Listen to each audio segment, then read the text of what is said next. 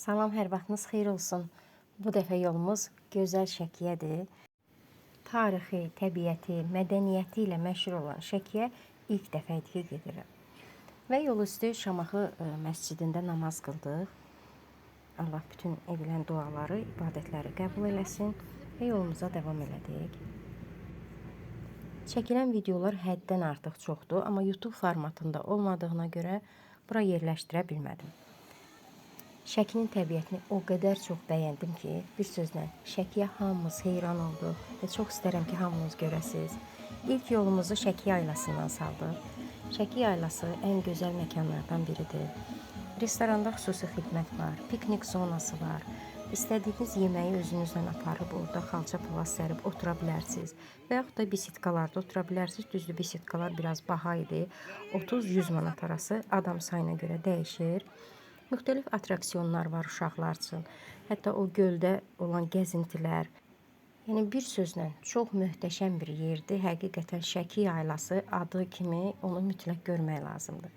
Və biz oradan körpü ilə Qayaaltı şəlaləsinə getdik. Məşhur bir şəlalədir. Yəqin ki, eşitmisiniz. Körpüdən keçmək də 2 manatdır. Yəni o asma körpüdən keçib gedirsən. Amma sonradan biz bildik ki, sən demə burada yerli əhali artıq onlar bildiyinə görə geri qaydanda bizə dedilər, meşənin içindən cığırla pulsuz olaraq gəlib gedə bilərsiniz.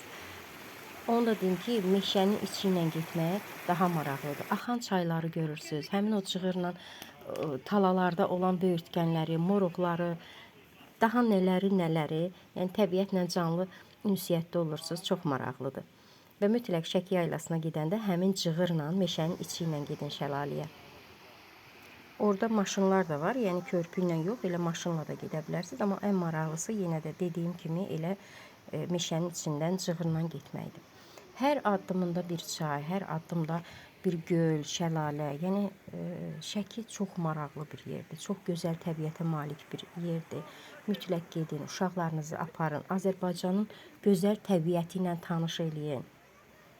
Uşaqlara körpüdən keçmək daha maraqlı gəldi. O oyunlarda, videolarda gördükləri adrenalini burada yaşadılar demək olar ki. Asma körpüdən keçib şəlaləyə çatırsan. Şəlalədə də çayxanalar var, yəni restoran var. Orada da oturub çörək yeyə bilərsiniz. Yəni çox gözəl bir yerdir. Şəlalənin ab-havası, sərinliyi, o gözəl təmiz havası nəyə desən dəyər. Qayadibi şəlaləsində biz bir çay içdik. Həmin o daş yarpızı adlanan nanədən çaya əlavə eləmişdilər. O qədər dadlı idi ki, o qədər ətirli bir çaydır ki, yəni dadı hələ də damağımızdadır. Mütləq Şəkiyə yolunuz düşəndə daş yarpızı alın. Çox faydalı bir bitkidir.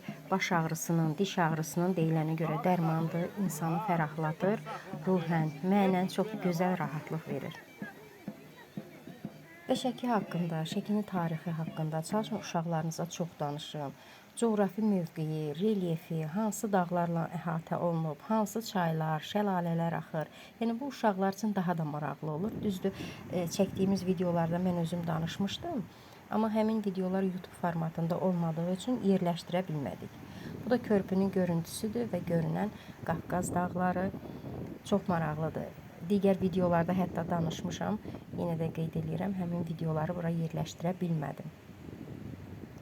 Azərbaycan təbiəti o qədər maraqlıdır, o qədər füsunkardır ki, görənlər hamısı heyran olur. Baxmayaraq ki, biz özümüz Azərbaycanlıyıq. Demək olar ki, Azərbaycanın çox rayonlarını, çox təbiətini, meşələrini gedib görmürük. Meşə ilə gedəndə o qədər maraqlı ağaclar gördük ki, və hətta kol dibində moruq, böyürtkən gördük. Deyirlər, onu nə tez gördün? Tikanlı meşə böyürtkəni idi.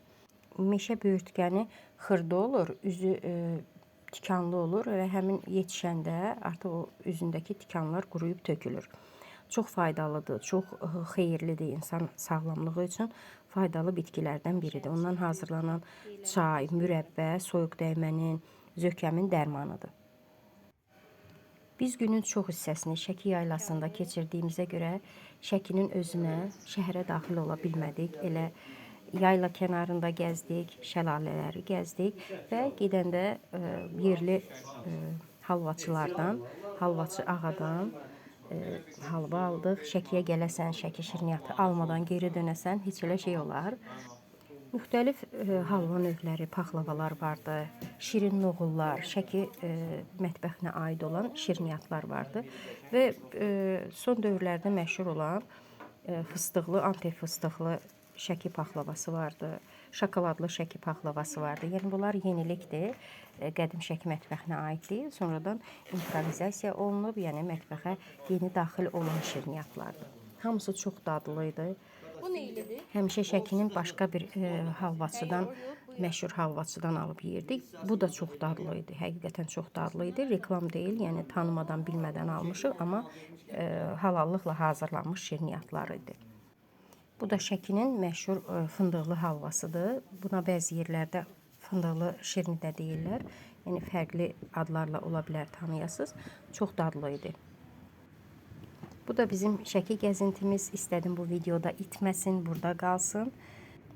Maraqlısı odur ki, biz Şəkidən piti yemədən geri qayıtdıq. Uşaqlar deyir ki, bəs nə oldu? Biz Şəkiyə gəldik, heç piti yemədik ki.